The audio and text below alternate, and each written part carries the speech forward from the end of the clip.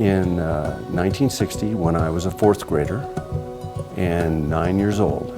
My dad was stationed at Lowry Air Force Base in Denver, Colorado, going through training, and he drove me down here.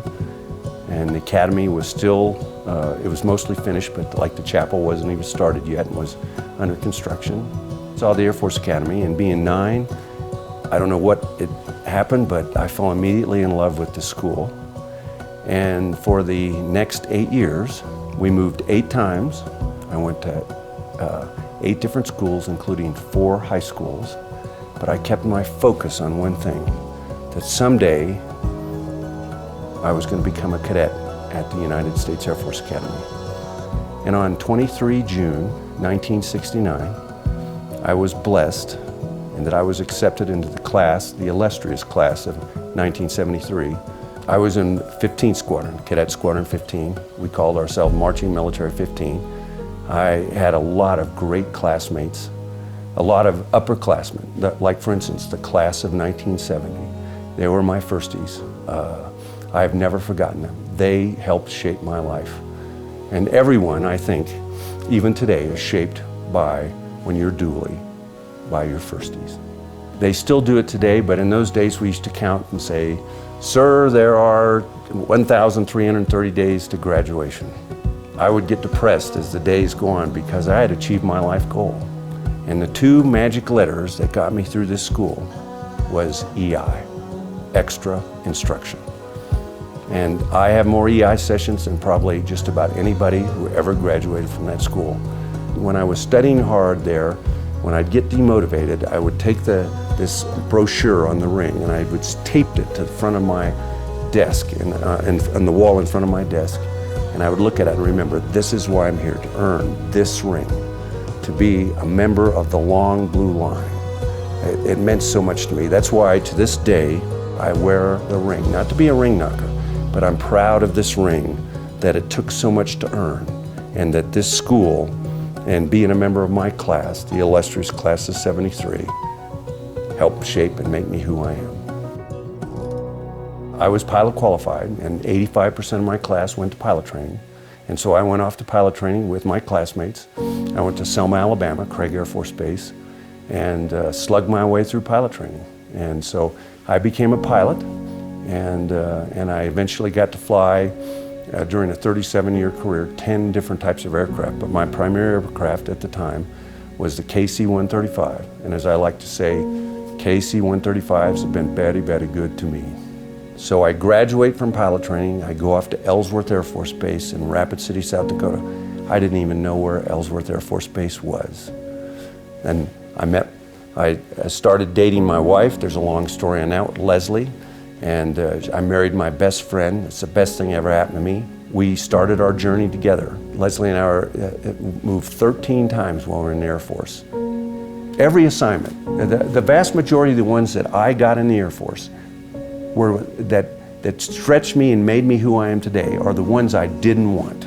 They made me the Japan Desk Officer and Chief of Northeast Asia Branch in the J5 in Washington, D.C. And this is what I knew about Japan, okay?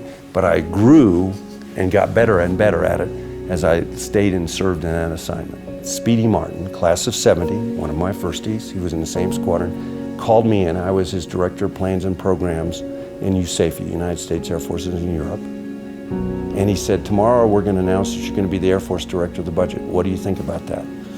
And I said, sir, I'd rather be a commander. He said, that's not in the cards now. So on September 15th, 2001, literally 4 to 5 days after the planes hit the building, I showed up at the Pentagon. The smoke was still in the building.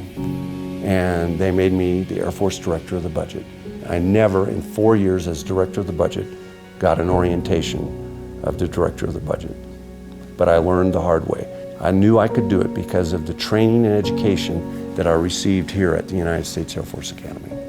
I was fortunate to be selected to become Commandant of Cadets here at the Air Force Academy from 1996 to 1999. What a wonderful assignment. And I got to hang out with over 5,000 bright, young, shiny teenagers that were growing, who are now, a large number of them are lieutenant colonels and colonels, and they're serving their country well. I learned as much from them as they learned from me. The Air Force, in their infinite wisdom, sent me to be the commander of Air University in Montgomery, Alabama. Another great assignment where I hung out with a lot of great young academics, professional officers, civilians, who just taught me so much. And then I went on there after that to become the commander of Air Education and Training Command, and then retired 7 years ago. The things I learned at the academy and the things that I learned from the faculty, and I say that again and again, and the AOCs and the coaches stayed with me throughout my career and helped me become a better instructor and a mentor and a leader for all these young Americans. Bard Holliday called me one day. I'd never even met Mr. Holliday, a class of '65, wonderful, wonderful person. And he asked me if I'd consider coming here. So I took over the job in May of '11, and I got to meet a lot of great people that care very much about the school. All of these, I call them disparate groups, not desperate, disparate groups, who are here to do one thing, to help certain aspects of the academy and to the cadets, and help the cadets grow and expand so they become great leaders for America and great leaders for our Air Force. Back in 1987, when I became the commander of the 93rd Air Refueling Squadron in Castle Air Force Base, one night we were doing an operational readiness inspections, and in spare moments I'd write down points of leadership that I had learned over time. None of them were original with me. I've been blessed to work with great people, and so I started using them as principles that I taught my squadron and then my groups and then my wings all the way through.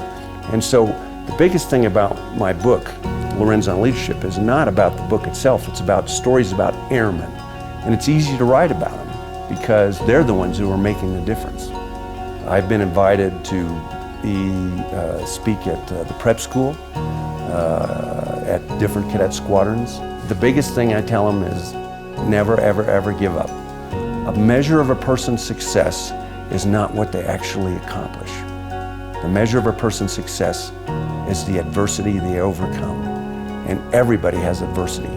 No one is without adversity. And so you just keep showing up and taking the 2x4s in the face and dusting yourself off and keep moving forward and serving this great nation and serving our great Air Force. I was blessed that I got to go to the Air Force Academy. I was blessed that I got to serve in the United States Air Force for over 37 years and to get to hang out with such great airmen all over the world. I was blessed that I got to serve something bigger than myself. And I just want to say thanks to the United States Air Force Academy and the faculty and the AOCs and the coaches and the leaders for letting me have that chance and opportunity. And as I said before, I'd do it all again.